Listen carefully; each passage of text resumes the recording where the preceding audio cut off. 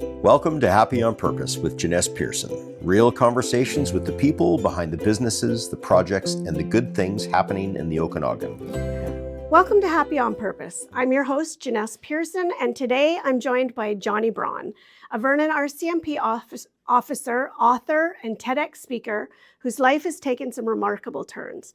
As a teenager, Jonny left home and spent years living on the streets before eventually rebuilding his life and returning to serve the very community where his story began. His memoir, Black Sheep, is an honest look at resilience, identity, and the power of perspective. Thanks for being here again, Jonny. I know we already did one, but we didn't have video, so cool to do it again. Let's start sort of at, not the beginning, but beginning-ish. So your story began long before policing in this book. What do you think back to 16-year-old Jonny? Like, who was he?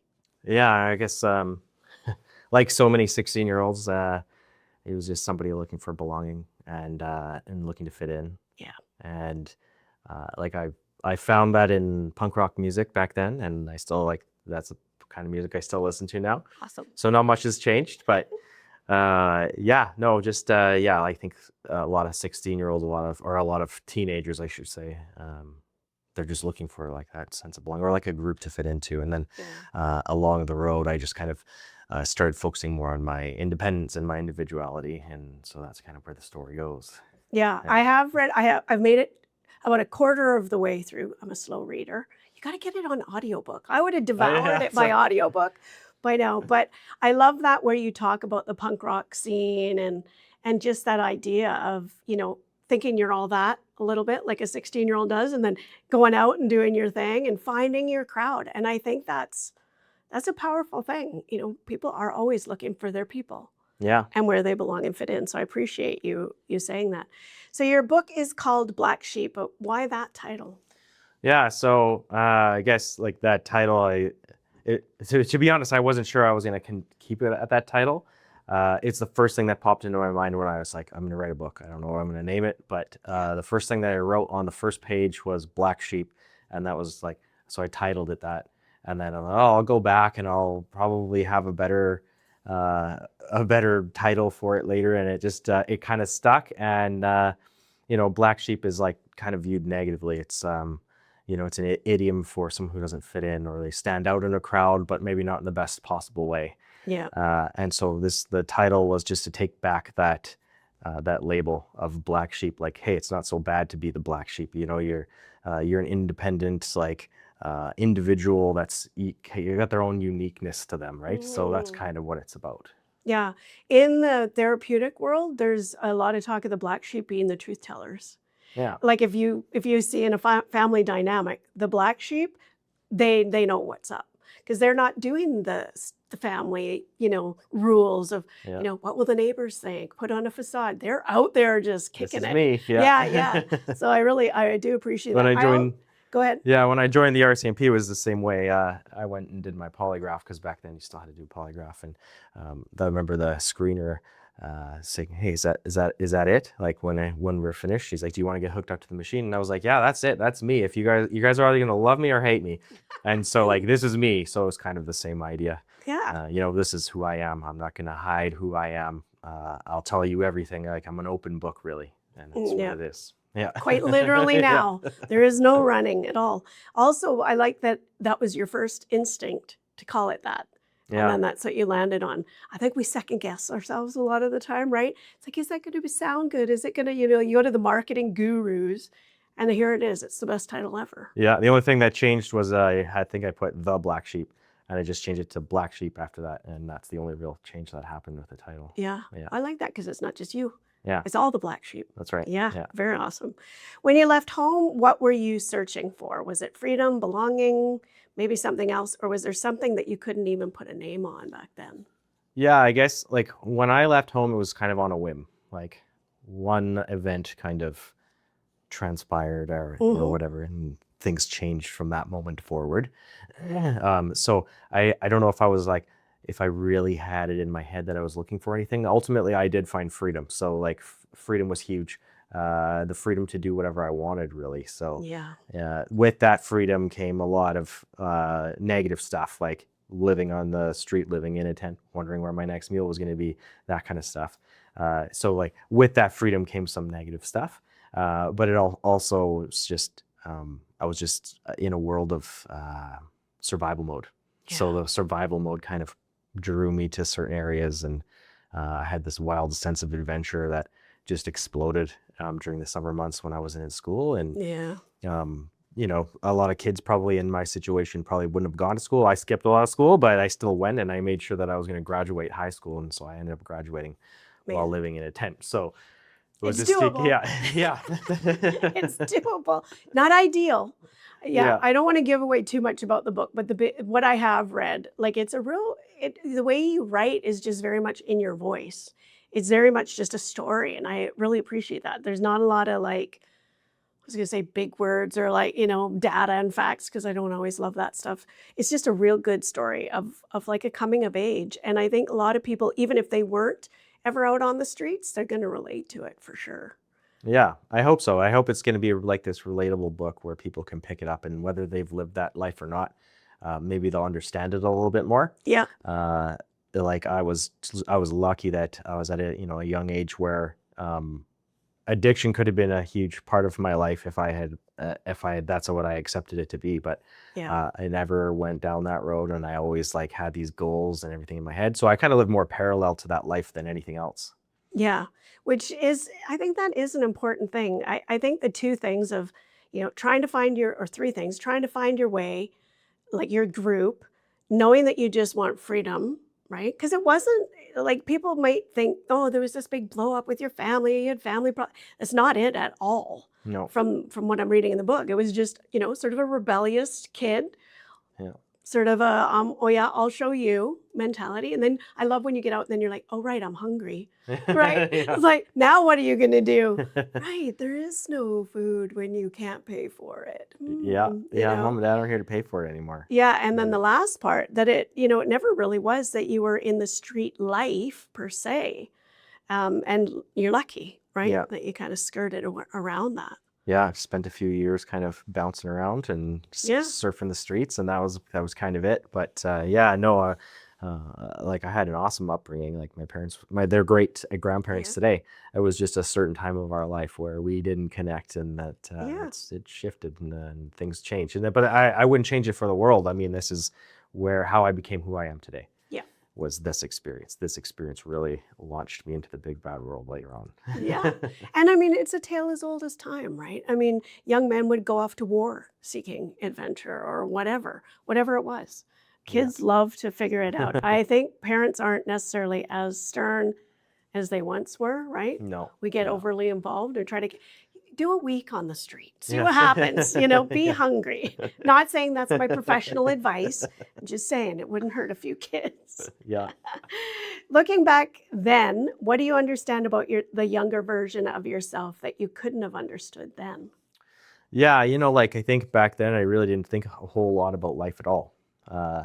As probably a lot of 16-year-olds don't. It's like especially the life that I was living, I wasn't really thinking much about anything else but what do I need to do to survive. So looking back now, I think I was probably more resilient, and I had empathy back then that I didn't even know I had. And it wasn't really until I got, so those experiences kind of are what pushed me later on to go get a degree in social work. So it wasn't until I had reached probably late 20s when I went back to university and college, where I learned more about who I am as a person now and how my life experiences back then actually changed, who I was then to who I am now, right? So, so I think back then I probably had more, a better head on my shoulders than a lot of kids in that are going through that. But I also didn't live through major traumas. I didn't live through addiction. I didn't have like this cycle of abuse that a lot of kids had, right? So getting into university kind of shifted my perspective to be like, yeah, this is why some of these people are living this life, and I knew some of them back then, but I didn't really fully understand it until later. Yeah. I didn't prepare you for this question, but why do you think you didn't fall into the drugs and the alcohol and the lifestyle of the streets? Yeah, I think there was a number of reasons why. I think innately, I Mhm, didn't have that in me. mhm. Probably a lot of it's to do with my upbringing. Yeah. So like your environment shapes you a lot, especially growing up. And I had a great family and no one was, addicted to anything. They were just a normal middle class family. Dad worked, mom stayed home. So that probably helped. And then also because I was around it and I lived parallel to it at such a young age, it scared the crap out of me. Yeah, kidding. No kidding. Yeah, so I got to see a lot of that stuff firsthand, and it was well, I had been sheltered to it growing up. So when I was, 16, 17 years old, and I was seeing it personally right in front of me, it scared the crap out of me. And so I was Yeah. like, yeah, I'm not doing that.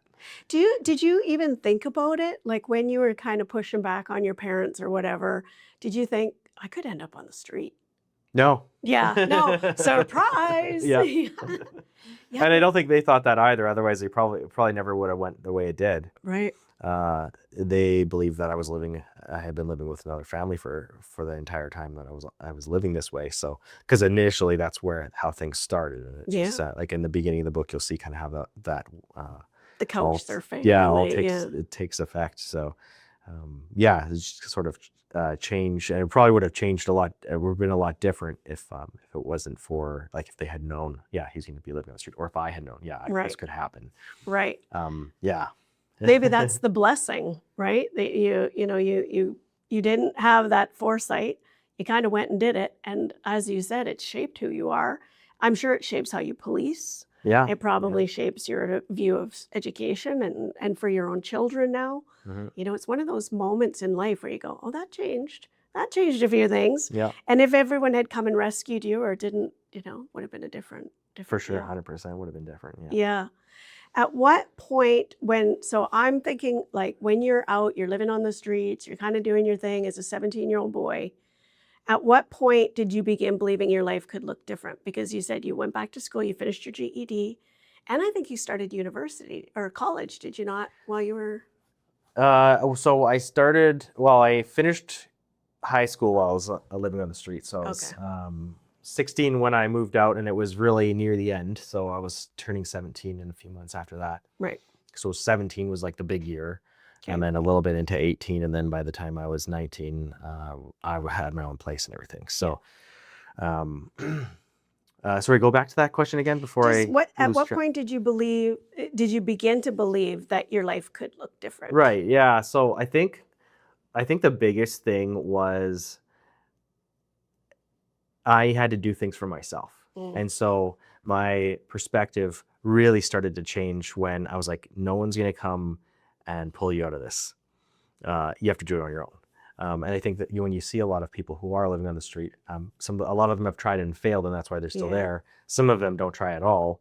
And you see very few people who actually move out of, especially if they are addicted, and most of them are. I was lucky I didn't have that part. It was a right? different time too, though. I think that's important to the opioid crisis was not at its peak then. Not even close. Like it was probably weed and maybe some Molly, whatever, your basic street drugs, not opioids. Yeah, I think like back then, meth was just coming into the scene, and heroin and crack were the biggest things. Oh, crack, of course. Yeah, but so I didn't get involved in any of that stuff. Thank God, goodness. right? Yeah. So it's a lot of those people are, doing that stuff, right? And then they get into their addiction and far enough where they don't care anymore. Yep. And that's where they're going to stay. So for me, yeah, I think a lot of people don't want to either change that life, or it's too difficult, or they're doing it all alone and they don't have anyone to help them lift them up. So I think for me, it was the moment that I decided, yeah, I got to start. And it was a little bit of a shove from a homeless person down in East Vancouver. And you'll see that later on in chapter 21, where I meet this guy and things kind of shift and change, and things get really wild. And then I end up coming back home. So I look forward to it. yeah. Chapter 21 will probably be like, that's kind of where things pick up. But yeah, I knew I needed to do something different, and that was to graduate. Because at first I was like, I don't know if I'm going to graduate high school, and then when I decided, what are you going to do without a high school education? Nothing. So I knew I needed to get that. So I went back home, came back to Vernon, and made sure I graduated high school. So I started really putting in the effort to graduate. And it wasn't until later that I went to university and stuff. It was late 20s. After I got laid off somewhere, they just went. I got laid off, and before work started picking back up, I decided I was going to make a big change, and that was to go back to school. Amazing. Yeah. So I did 5 years of post-secondary to get my degree, and then A process. And then I went and became a cop right after. Right. For those listeners that are just tuning in, you're listening to Happy on Purpose. And today I'm talking with Jonny Braun. He's a local Vernon RCMP officer, author, and TEDx speaker. We're talking about resilience, identity, and how perspective can shape the direction of our lives. So your TEDx talk, which is on YouTube for TEDx Kalamalka, and it was titled Perspective. Why did you choose that title? Like, why is perspective such an important idea for you? Yeah. So to be honest, I did this whole talk before I did the talk anyway. I had, you prepare for it as you know. Yeah. And I realized what I was talking about in that was all to do with perspective. It wasn't like, I'm going to talk about perspective. It was like, I'm going to have this talk and it's going to talk about, kind of like our biases, who we are as people and our awareness, and how we can sort of shift that a little bit to be more positive. And so talk about a little bit about my experiences living on the street or living parallel to the street entrenched, and then how I became who I am. And I realized, I'm just talking, this is all about perspective. This is about how we can change the way we view things. So whether that's the way we view a certain situation, because sometimes that's all it is hey, I don't want to do this because like you look at it negatively or whatever, or the way we view life as a whole, or maybe it's walking down the street and seeing people who, are struggling on the street, and I do it, where I go, oh, like why is that person doing that, or what are they? We judge. Anybody that says they never judge is a liar. Yeah. Right. So we're judging all the time. On it, yeah. But we judge. So my thing is, and the most powerful thing I learned in university was about our biases and about having that awareness. So it's like taking a step back and being aware of where that's coming from, because it's socialized and normalized. Everything since we're a child, kind of is like how we perceive the world. So how can we change that? How can we do something different in order to view that differently, so we can kind of have a positive take on things? And then part of that is stopping and thinking, okay, why am I thinking this way? Why am I thinking negatively about this person or whatever?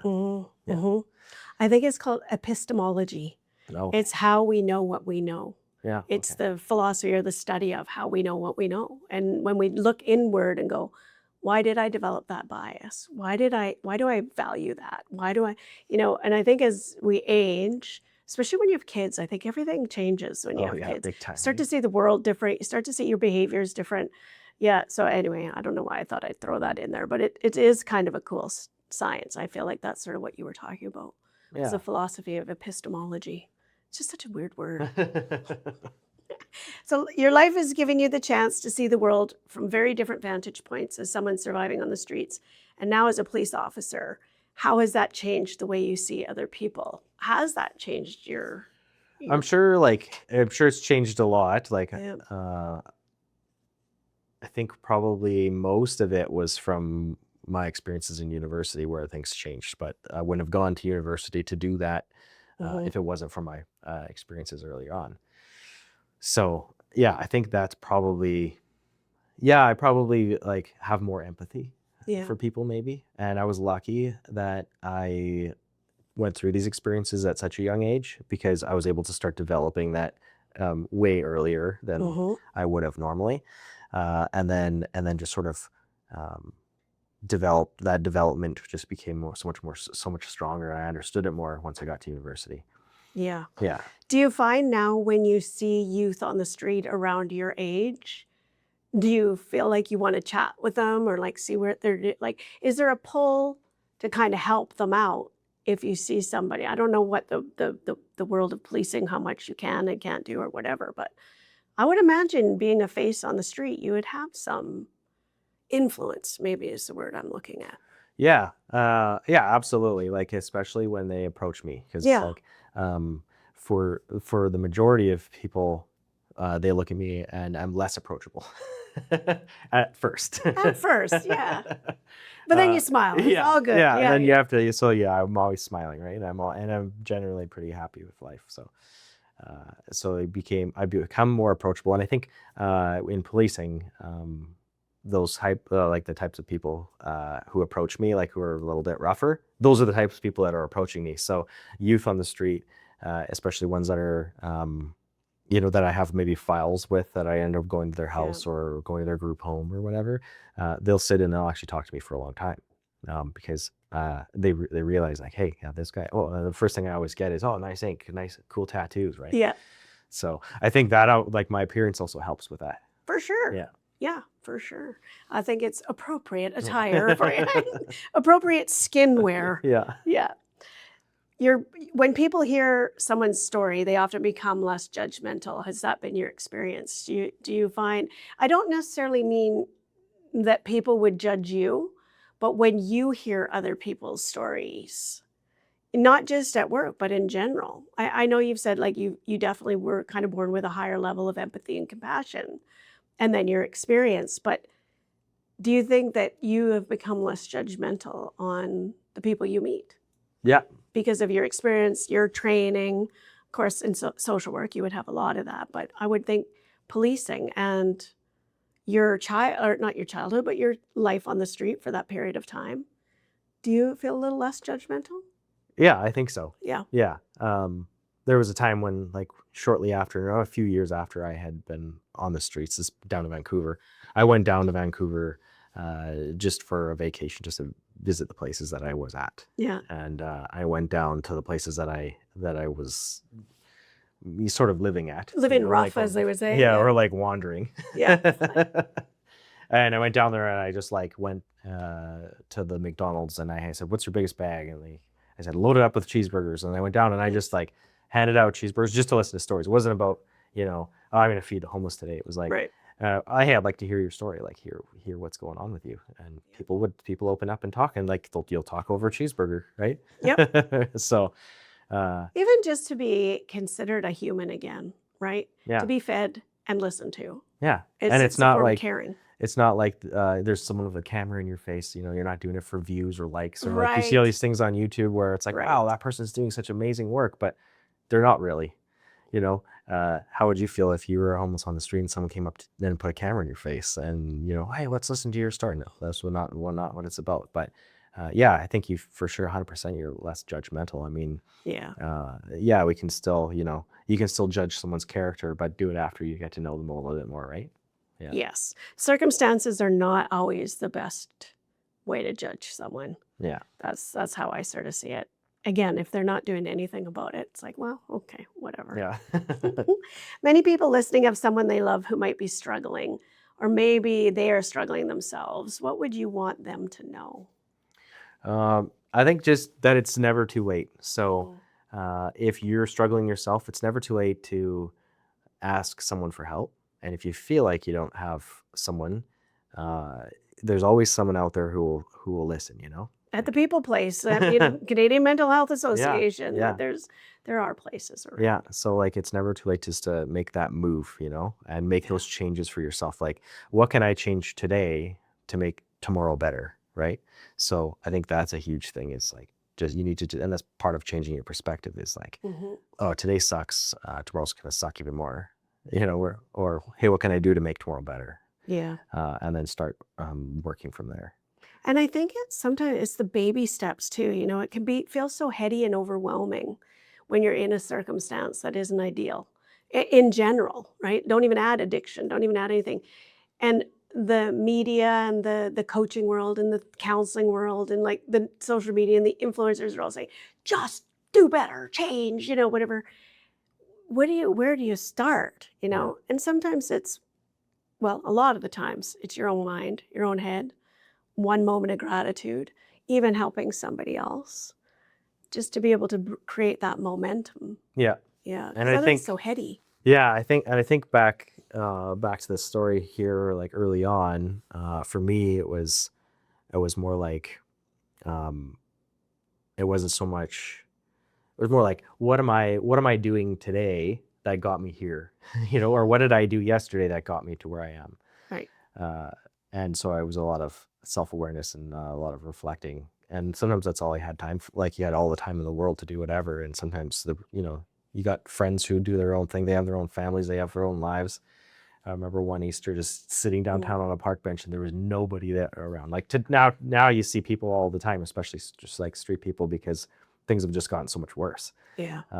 But back then there wasn't as much of that. So sometimes you sit there by yourself and then you start to reflect, like, oh, like, what did I do to piss off mom and dad? Or like, what are they thinking? Like, maybe they're thinking like, hey, where am I right now? Right? They must be having Easter dinner. Like, what do they must be, where are they missing me? Right? That kind of stuff. Yeah. Yeah. Yeah, for sure. I would think that just feels so lonely when you said that. I just pictured this young man sitting on a bench and everybody else is at home. Well, that's the way you visualize it in your head, right? Everybody's home having a happy Easter dinner, and there you are. So you make a choice, you make a change. You came back to serve the same community where you once felt lost. What's that like emotionally for you? Yeah, I honestly, I've never really given that one much thought. Yeah, that's fair. Yeah. You're just going through the days. Yeah, you just go through the day, and like, I think in my head, I'm always moving forward. I don't do a lot of looking back, other than like some of the self-reflection I was talking about. Yeah. I didn't until I wrote this book, and I never thought I'd write a book.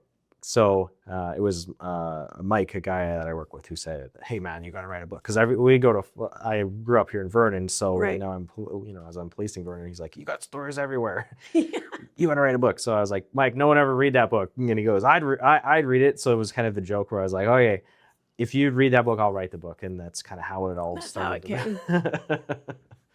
Yeah. So. But even that, I feel like emotionally, just revisiting all the places, even like you said, going to Vancouver, there's still an emotion attached that we can't outrun that. Like you still kind of reminisce. Oh, for sure. Yeah. Yeah. And I mean, I guess I've never really given the emotions much thought. I'm sure they're probably there deep down. They are, Johnny. I tell you, you can't be empathic and compassionate without thinking about the emotional side of things. Just like, I guess most of their emotion is just pride, like being proud of being an RCMP member. I'm proud of the organization that I work for and the community that I police. I'm actually out in Lumbee now, but I do Vernon and Lumbee, and so I'm still here a lot of the times, and I'm out in Lumbee. It's still all local, right? But I'm proud of the communities that I police, and I'm proud of the organization and my friend that I came full circle and I'm able to help people. That is a huge one. When you see somebody that has, because it's inspiring, that you actually lived it, did it. Not that you did it the way other people did. It's not catastrophic. It didn't, you don't have that story, but it was tough. Yeah. Right. You had to move through a challenging time. Do you ever see people like maybe that you went to school with and stuff that are street entrenched or? Yeah, like you'd think that because I grew up here, I'd see more, some, but very little.